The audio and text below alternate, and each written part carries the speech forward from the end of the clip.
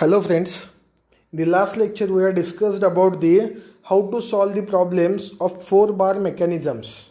But in today's lecture I am going to explain how to solve the problems of slider crank mechanism by using relative velocity method. Already we have discussed how to solve the problems by analytical method.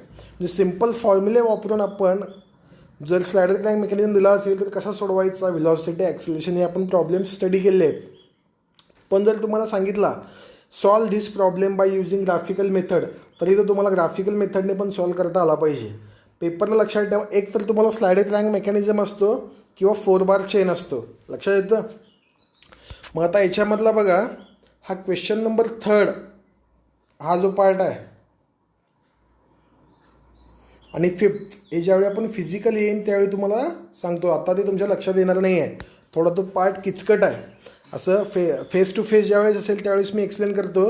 तर 1, 2 and 4 हे मी आता explain करणार आहे. मागील लेक्चरमध्ये आपण rubbing velocity बघितलेला आहे. रबिंग व्हेलॉसिटीचा पार्ट, तो फॉर्म्युला कसा यूज करायचा आहे तो आपण या लेक्चरमध्ये काय करूया, स्टडी करूया. लक्षात येतं. आता what is given, a slider crank mechanism is shown in the figure. ते डायग्रॅम तुम्हाला प्रॉब्लेममध्ये दिलेलीच आहे. In which crank and connecting rod are 0.5 metre and 2 meter respectively. Crank is a 0.5 meter, this length is a 0.5 and this is a 2 meter. The crank moves 180 rpm in clockwise direction when it is turned to 45 degree.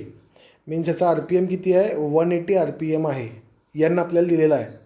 From IDC position determine the velocity of piston. First we have to find out velocity of piston. ह्याचा formula directly आहे velocity of pistonचा, XB आपण define केलेला आहे. पण graphically कसं solve करायचं आहे बघा. सेकंड सांगितला angular velocity of connecting rod.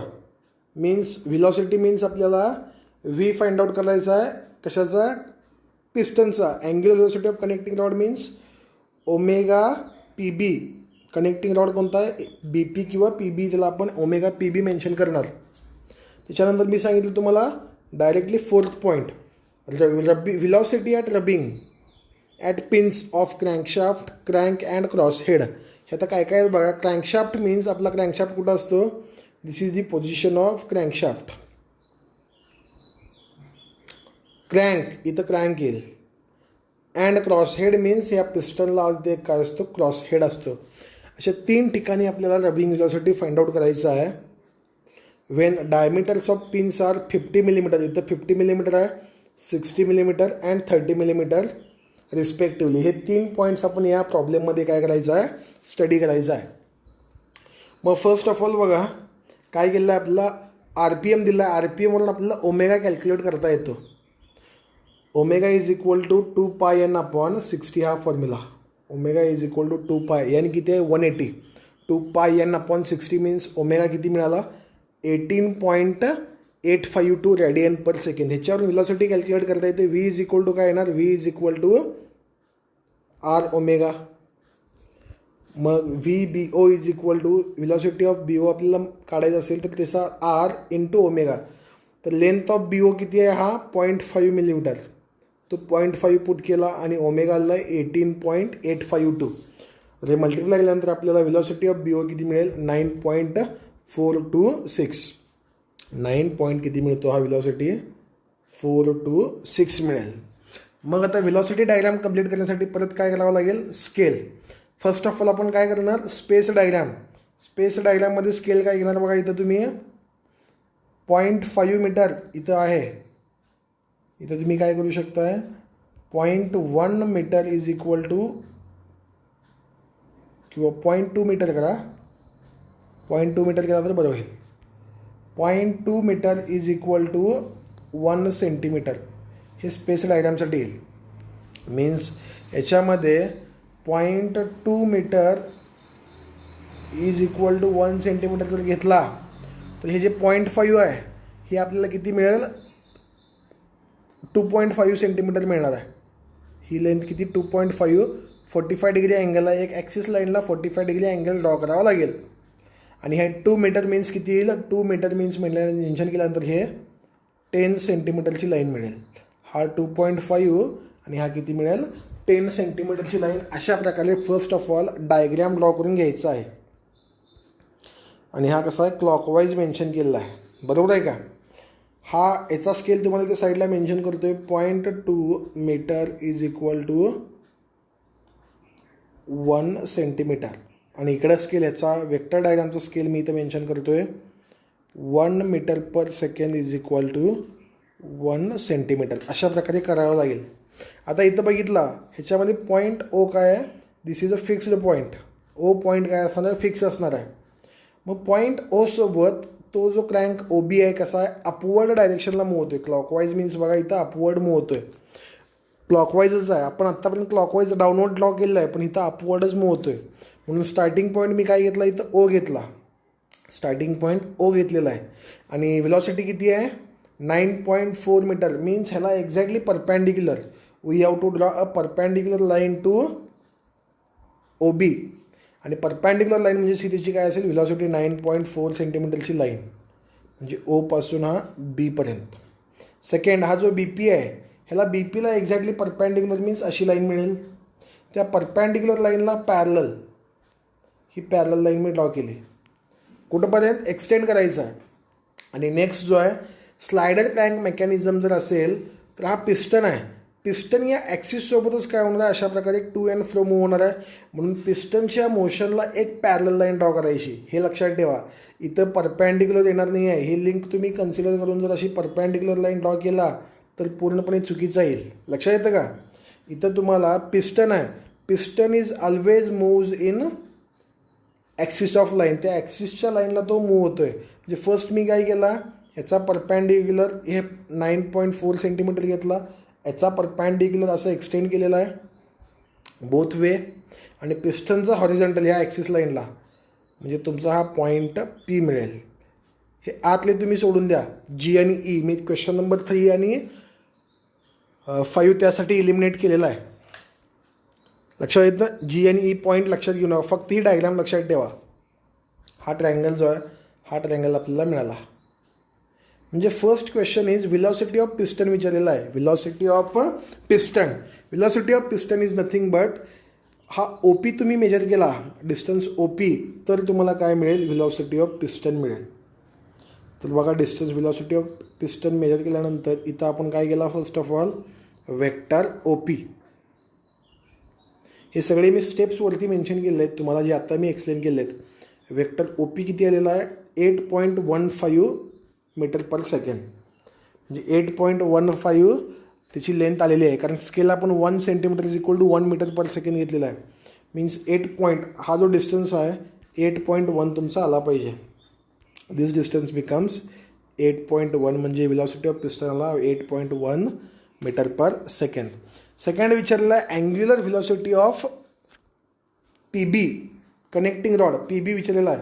मग पी बीची अँग्युलर व्हेलॉसिटी कॅल्क्युलेट करायला आपल्याला हे पी बीची लेंथ मेजर करावी लागेल. जो काय लेंथ आहे इंटू 1, कारण स्केल आपण 1 मीटर पर सेकंड घेतलेला आहे. मग व्हेलॉसिटी ऑफ पी बी किती आहे बघा, velocity of P B measure केला 6.8 मीटर पर सेकंड येतो. किती येतो आहे, 6.8. मग त्याच्यानंतर अँग्युलर व्हेलॉसिटीचा फॉर्म्युला आहे. What is the formula of angular velocity, omega is equal to V upon R. R means length of that link. तो फॉर्म्युला आपण यूज केला, omega is equal to velocity upon length of link. Velocity किती आहे 6.8 आणि length आहे त्याची 2 metre. 6.8 divide by 2 metre आपण केल्यानंतर ओमेगा पी बी किती आला, 3.4 मीटर पर सेकंड. 3.4 आलेला आहे. आता आपल्याला नेक्स्ट थर्ड क्वेश्चन जो विचारलेला आहे याच्यामध्ये rubbing velocity, we have to calculate this rubbing velocity. हे रबिंग व्हेलॉसिटीचा पार्ट आपल्याला विचारलेला आहे. इथं डायमीटर किती आहे, डायमीटर ऑफ पिन आहे इथं 50, इथं डायमीटर ऑफ पिन आहे 60, इथं डायमीटर ऑफ पिन दिलेला आहे 30. हे सगळे आपल्याला आर दिलेले आहेत. मग याच्यामध्ये बघा आता आपण काय करतो आहे, रबिंग व्हेलॉसिटी कॅल्क्युलेट करतो आहे. रबिंग व्हेलॉसिटी बघा, फर्स्ट ॲट ओ मीन्स क्रँकशाफ्टला दिलेला आहे. तिचं डायमीटर किती आहे 50 मिलीमीटर मीन्स 0.05 मीटर त्याचा डायमीटर आहे. रबिंग व्हेलॉसिटी बघा इथं जर आपण चेक केला या पॉईंटला ओला, इथं एकच पार्ट आहे, 2 पार्ट मूव्ह होतात काय नाही आहे, एकच लिंक आहे ओला. त्याच्यामुळे ह्याचा जो काही पी बीचा ओमेगा असेल, पी बीचा नव्हे तर ओ बीचा, ह्याची ओमेगा इंटू आर जो काय आहे ह्या डायमीटर ऑफ पिन तुम्हाला घ्यावा लागेल. याच्यामध्ये आपण काय केलं बघा, first rubbing velocity at point O omega B O घेतला, आपल्याला 18.85 आणि ते डायमीटर म्हणजे डिवाइड बाय 2 मीन्स हा रेडियस घेतला, 0.05 डिवाइड बाय 2 आला 0.47 metre per second at point O आपला आहे. Rubbing velocity at point 4 is nothing but 0.47 metre per second इथं ओला आला. सेम आता बीला मी कॅल्क्युलेट करतो आहे. पॉईंट बीला रबिंग व्हेलॉसिटी मला कॅल्क्युलेट करायचा. इथं डायमीटर किती आहे 60 आणि 2 पार्ट्स आहेत. हा ओ बी एक आहे, क्लॉकवाईज मूव्ह होतो आहे आणि हा क्लॉकवाईज मूव्ह होत असताना हा कसा मूव्ह होतो आहे अँटी क्लॉकवाईज बी पी. ज्याचा ओमेगा 1 मी घेणार, याचा ओमेगा 2 घेणार आहे. मग इथं बघा ॲट पॉईंट बीला जर आपण घेतला, दोन्ही पण काय आहेत, एक क्लॉकवाईज आणि एक अँटी क्लॉकवाईज आहे, मीन्स अपोजिट डायरेक्शन्समध्ये. दोन्ही पण कसे आहेत, अपोजिट डायरेक्शन्स.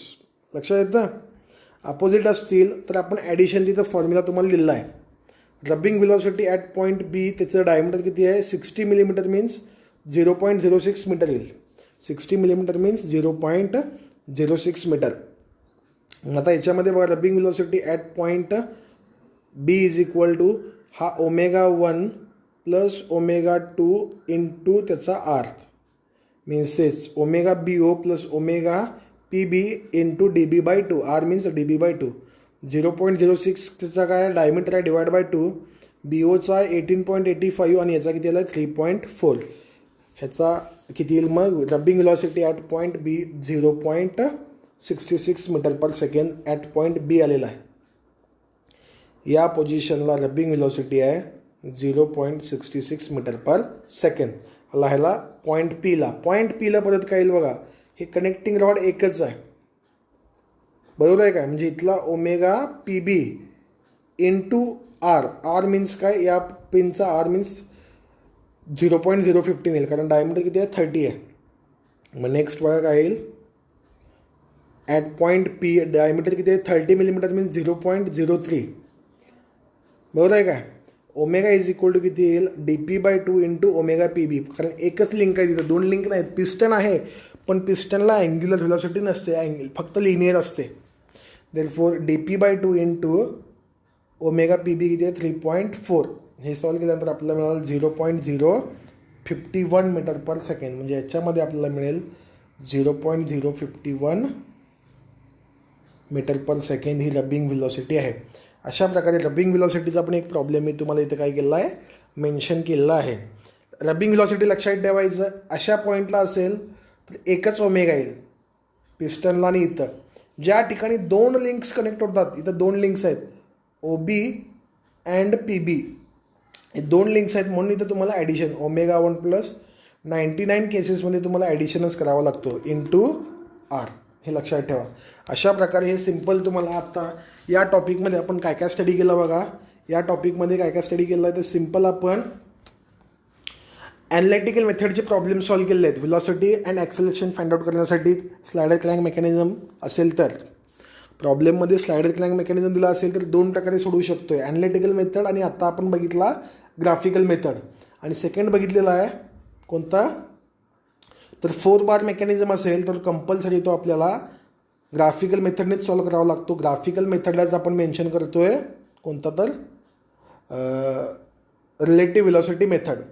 याच्यातला ॲक्सेलरेशनचा एक पार्ट आहे पुढे, मी तो तुम्हाला इथं ऑनलाईन घेणार नाही आहे. ज्यावेळेस फिजिकली चालू होईल तो एका 2 लेक्चरमध्ये मी ॲक्सेलरेशनचा पार्ट घेईन, कारण फिजिकली तो घ्यायला गेला तर तो फार कन्फ्युजिंग आहे, तो इतका कळणार नाही आहे.